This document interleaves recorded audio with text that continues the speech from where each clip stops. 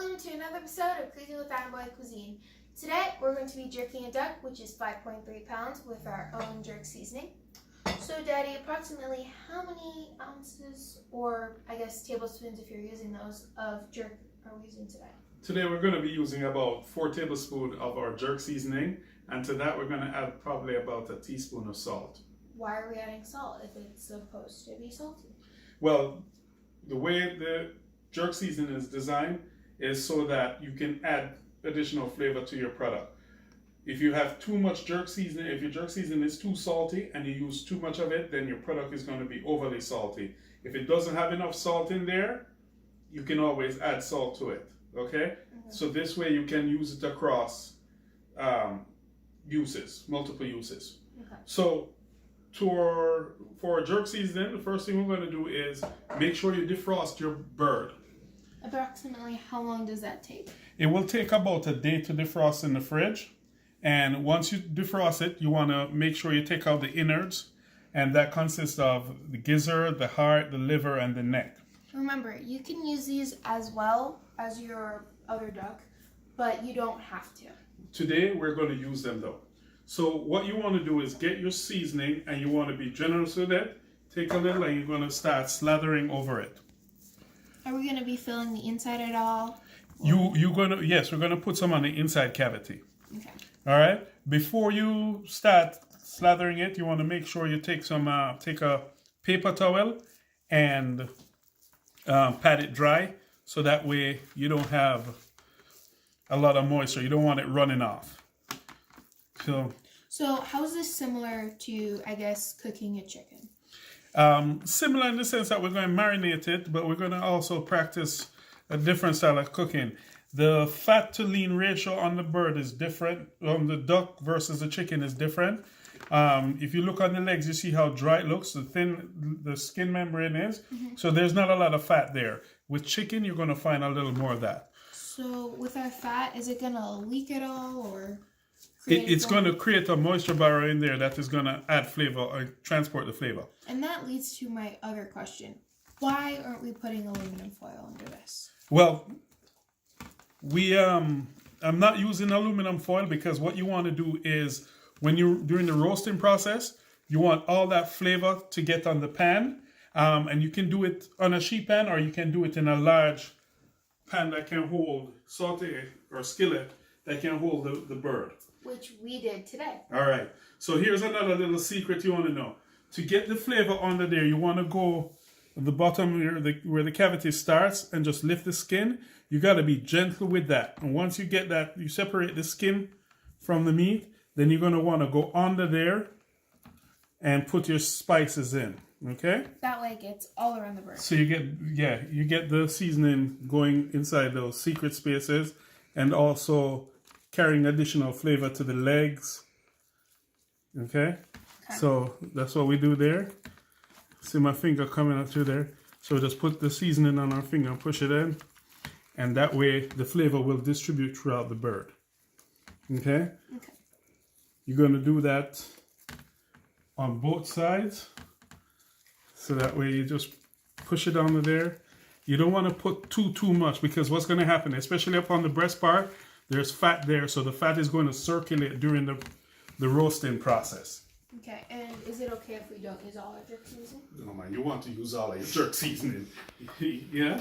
So, for our people out there, a lot of people have this misconception that jerk is supposed to be very hot and spicy, tongue burning. No, it's not. As we get up to the neck part here, we're going to come in from the top of the neck, or where the back is, and we're going to push some more seasoning down there. Okay? We have more than enough here. Remember, we have the innards and the other stuff too. So you get down right by the breast and the neck cavity there, and what will happen is that the flavor will seep right down into it. Okay. Yeah. All right? Mm-hmm. All right. So once you get this done, I'd say we're about done. Yeah, you want to get that bad boy in there. Make sure you get the wings. We have these.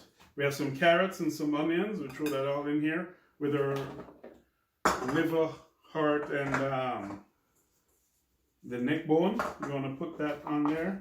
About how much of our vegetables are we using? We're just gonna make like a little table for the bird to sit on, so it doesn't go directly on the metal and burn unless you're using like a Teflon pan. Yeah. So don't use too much, but don't use too little either, because you want it to help the aroma and get that extra nice crusty flavor in. Yeah, we're gonna use that because later on we're gonna use this to make our sauce. Now all for right. the onions. Yeah. All right. So that's all on there. With our onions, do you prefer them chopped, or would you say they're better just as a whole? Well, I've cut these into wedges, and the reason why you want to cut them large enough too, that way they have something to sit on and sturdy. Okay? Okay. So once we've done that, now we're going to tie our bird. Wait, why are we tying it? We can't just let it go. Yeah, you don't want it spread out and you want the juices going away. You want to tuck them together because it's not even all the way around. So by tying it together, another word for that is called trusting. So we're trussing the bird. The reason why you want to do that is so that the bird will cook more evenly. So you bring your legs together, you twine under like that. And you pull them apart and go under again. Right, so you see the leg, it's more even there now. Then we put the wings up. You gotta tuck them in. If they fall out, it's fine. It happens a few times. Right. You just want to make sure you get the wings in because they're also important. You also want those marinated if you like chomping on them. Right. So once we get to this point, we do like that. And tie it again, and then you're just about done. Right. So now our bird is kind of together. You can just pick it up. Yeah. So it's more even there. And then what we're going to do is put this in the oven at this stage. You can season your bird from the day, you want to season your bird from the day before and let it sit overnight in the fridge, uncovered, because what we want to do is for the skin to dry out from the air and it forms what we call a pellicle. You know, when you go to like a Asian restaurant and you see how crispy and all that the duck breast is. Is that what the flowers were? Well, no, the flour is going to come next. Oh, okay. So our bird here is ready. We let it sit in the fridge overnight and the skin dry out a little bit. It's going to produce a little moisture, but that's okay as long as the bird is air dried. All right. So let it sit overnight, and then you want to get it in the oven, and we're going to roast it at about 400 degrees for about an hour. Put it on the bottom shelf so that way the heat is not hitting directly on it. So what temperature do you want it to be inside? When it's cooked, it should be no more than 155 degrees when you take it out of the oven because of the carryover heat. Okay, once the carryover heat or residual heat that is left there is going to bring it up to 160, 165. Okay, make sure you let it sit though. Don't just That's right. You're going to burn your tongue. Yeah, you want the juices to redistribute. All right, so let me show you. Go ahead and put that away from me, please. All right. So this is what our bird looks like coming out of the oven. Okay? Nice and crispy. I like the golden color. Right. So you notice there all the juices on the bottom there. It was, put this over on this side, please. The juices on the bottom have congregated. This has sat for a while, so all the flavors are weeping out into our pan, which is good. So what we're going to do is... Are we going to cut it open yet? Not at this point. Not just yet. We're going to make our gravy. So for our gravy, we're going to... Before we do our gravy, we're going to cut this open. Cut this off here. And then take that off. And then it cooks together, so it won't just sprawl out. Right. All right. We you can see. Huh? You can see. Yeah. The indents. All right, but our bird stays together. We're gonna put this here. Can you hold that spoon for me, please? Mm-hmm. All right. So the cord is off, and our bird is ready to go there. That looks good. Right. You can keep the feet tied, right? Or do you have to? We're gonna cut it loose in a second. Okay. All right. And this is all our juices. We used carrots here. We also use some more onions. Right. Could be any type of onion, as long as it's good onion. Yeah. Make sure you save that juice too if you want to use it for something else. Exactly. So we light up our stove. Right now we're going to be making our sauce. Right. You want to put this away? Can you get Or gravy, I guess. The gravy, yes. What we're going to do is just add straight flour to this. To make it thicker? Yeah. So this is our pan drippings and all. In there you will see a little bit of the skin. I cut off the neck skin so I can get some caramel on there. Now this carrot and onion, you can infuse your sauce and make it much richer by pureeing it. You can smell, even though it's been sitting there a while, you can smell the aroma coming off it, and once it gets heated. So to get us started, we're going to take a little bit, we want the oil or the flavors to start coming together and let that bubble a little bit. Stir it around a little bit so it doesn't burn. Right. Well, in this pan, this is a Teflon coated pan, That's good. so it's not going to stick on there. Easy to clean up afterwards. So once the oil starts coming together, we're going to add a little bit of flour. About how much? We'll probably use about, for our purposes here, we have about 12 ounces of stock. So we're going to use about 2 or a tablespoon of flour because we don't want it too thin or too thick. And remember, with your flour, it's to make it thicker and taste amazing. Yeah. And so it actually sits and it doesn't run all over the place. So what we do is spread our flour a little bit. We don't want to clump it up too much. All right. You hear that coming and you can smell the aroma on it. Yep. So now we just keep mixing it. Don't want to let it burn at all if you don't have a Teflon pan. Yeah.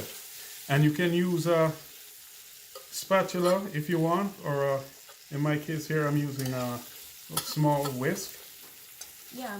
Make sure it's nice and brown. Right. Delicious. And as that flavor starts coming together, you're going to add some stock. Don't want to add it all at the same time, otherwise Right. it might overflow or Right. flood your food, I guess. And the other thing you want to do is make sure, I was saying you can blend up the carrots and onion. Yeah. That will just fortify your sauce. And mix it up a little bit. Yeah, so that way we're not straining the stuff. Or we'll strain the stuff later. We're going to have to strain it anyway. Yeah. So, nice, rich aroma coming. I wish I had smell-o-vision. Yeah. So, well anyway, as you guys can see, we're going to let it, we pour our liquid on there and let it come to a boil. Just keep this up for a couple minutes and then it should be a-okay. Yeah, we're going to make it cook for a moment, okay? Yep. And this is how we want it. We call it like a Juliet. It's kind of glossy. You don't want it too heavy. The duck is fat, so we don't want a lot of, we don't want it too rich. Okay. So once that's done there, next thing we're going to do, we have to strain it. Yeah, we're going to strain it off. And then later on, we can chew on this bad boy. Or I like chewing on it anyway. So you get all that flavor out. It's okay if a little piece drops out. But yeah. Try your best. In our case here, we could, in all that fat that is on there, if we had put a little more flour and some more stock, we could stretch it so that way we get a thicker, richer sauce. Okay. But we're just doing the simple stuff. Right. So go ahead for me and just take this away, and then I'm gonna start cutting. You can try it. You want? Go ahead. Go right in.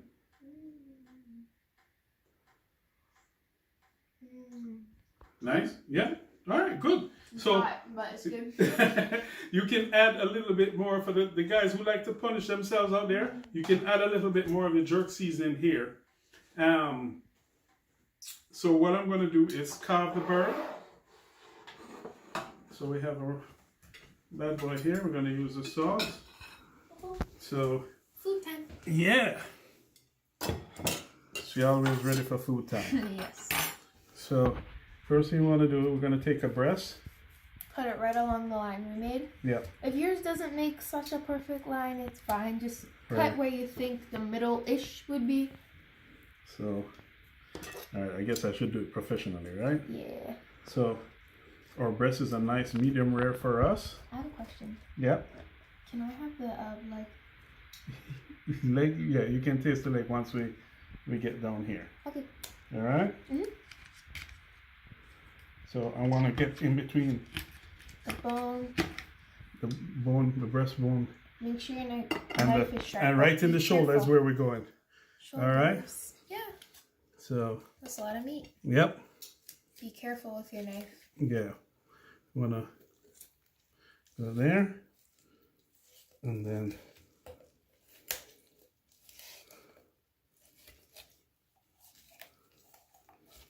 So there's my bird, and we're gonna take out that bad boy there.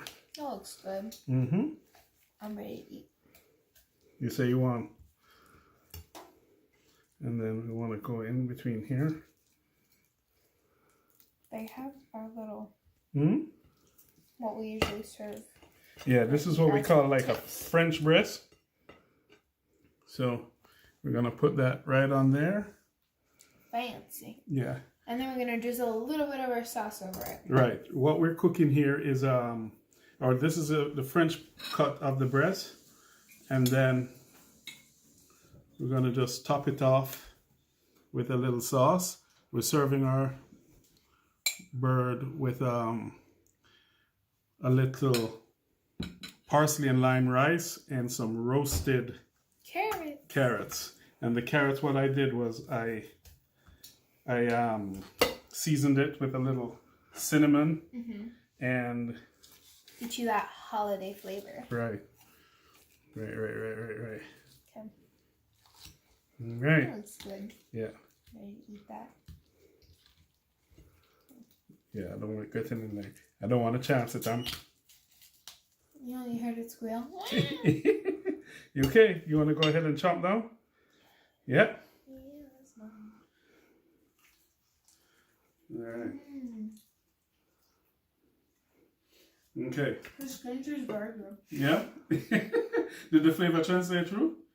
All right. Can I get a piece of it, please? Sorry, it most was good. That's all right. Well, you notice the seasoning get under there, and you taste it on the meat. All right. Good. Yep. So, what do we say? Like, subscribe, share, and follow. Oh, and also comment down below if you have any ideas you would like us to try. We'd be very happy. Also, I wanted to take this moment to recognize DJ Cake from Atlanta and Brad Colton from Maryland, who sent in pictures, and they're online. Check them out. Love what you did. Incidentally, I helped DJ Cake with his turkey for Thanksgiving, and I'm not really a turkey fan, but I love duck. So Christmas is coming, so just consider this your Christmas take on it. Yep. All right? Stay tuned for our next episode. Until then, later. Bye, guys.